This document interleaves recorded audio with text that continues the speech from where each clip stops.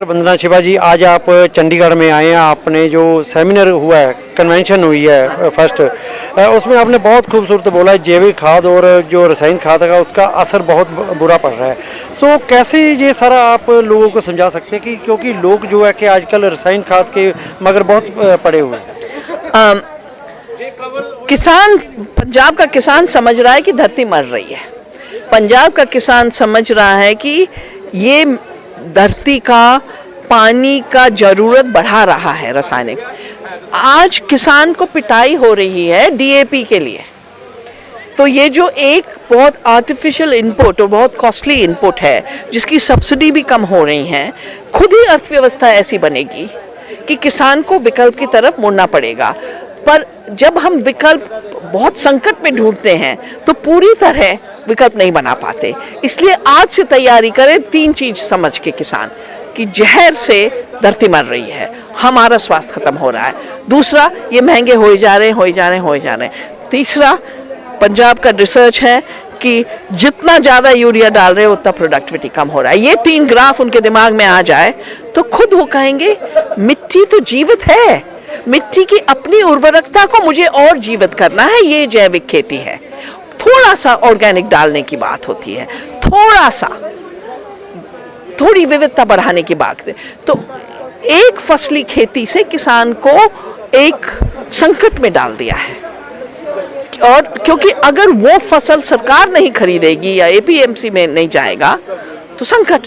पर अगर विविधता में अगर हर किसान पंजाब का कह दे मैं यूरिया का कम करूंगा, पहले 1/4 खेत फिर आधा खेत, ऐसे एक सीजन में। दूसरा, मैं शुरू कर दूंगा 4 फसलें उगाना, अपने घर के लिए दाल, सब्जी और थोड़ी और चीज बेचने को, और जो मेरा गेहूं वगैरह है वो तो है ना। तो ये तो बिल्कुल सरल रास्ता है। डॉक्टर साहब, आपने अंदर जो है गुरु नानक देव जी की बात की है, गुरबानी की बात की है। लोग बात तो करते हैं, कहते हैं, लेकिन मानता कोई नहीं। अब उनको कैसे मानना होगा गुरु नानक देव जी का जो उपदेश दिया हुआ है? इसीलिए लोगों को मैंने आज प्लीड किया था कि यूनिवर्सिटी वाले लोग हैं वो किसानों के साथ बैठ के कहे ये गुरु नानक देव का अगर बोल है तो ये कृषि में हम लाएं तो वो कृषि कैसे दिखेगी। यही काम मैं करती हूँ कि मैं अपने विज्ञान को धर्म के साथ जोड़ती हूँ कि हमारा धरती माँ के लिए क्या धर्म है। जैविक खेती यही है, धरती माँ का धर्म, इंसानियत का धर्म। तो किसानों के लिए जिस दिन हम गुरबानी को प्रकृति के बारे में, खेती के बारे में, अपने स्वास्थ्य के बारे में, उसमें सब कुछ लिखा हुआ है, बस उसको थोड़ा सा खींच के खेती में लाना है। और एक मैं एग्जाम्पल देती हूँ, जब धर्म एक रिचुअल बन जाता है और जीवन का रास्ता नहीं, तो अभी छठ पूजा हुई थी दिल्ली में, और वो सारा अमोनिया और फॉस्फेट का पोल्यूशन से जो झाग हो रही थी, महिलाएं खड़ी हुई थी उसमें, उनका दिमाग शट आउट हो गया है कि ये जहर है, और कहती है नहीं, हमारी यमुना पवित्र है। अगर असली में यमुना पवित्र है तो उस जहर को निकालने के लिए लड़ो, तब तुम्हारा असली धर्म है। तो हम धर्म को कोने में डाल रहे हैं, और फिर लोग हैं जो धर्मों को, एक धर्म को दूसरे से लड़वाने की कोशिश कर रहे हैं। हमें अपने धर्म को, अलग अलग धर्मों को जोड़ना है, और जोड़ेगी धरती माँ और हमारी इंसानियत। डॉक्टर साहब, एक लास्ट सवाल है। कल श्री गुरु नानक देव जी का जो प्रकाश पूर्व था, 552वां, और उस मौके पे जो है देश के प्रधानमंत्री नरेंद्र मोदी, उन्होंने ऐलान किया कि जो 3 काले कानून है खेती के वो रद्द कर दे जाएंगे, और लेकिन एमएसपी पे अभी कोई बात नहीं हुई। तो आप इसको सबको कैसे लेते हैं? पहला, हम किसान आंदोलन का विक्ट्री मानते हैं, उनके संघर्ष का, सत्याग्रह का सक्सेस मानते हैं। काला कानून नहीं कहा प्राइम मिनिस्टर ने, उन्हें कहा हम समझा नहीं पाए, मतलब उनके लिए कानून अभी भी अच्छा है, काला नहीं है।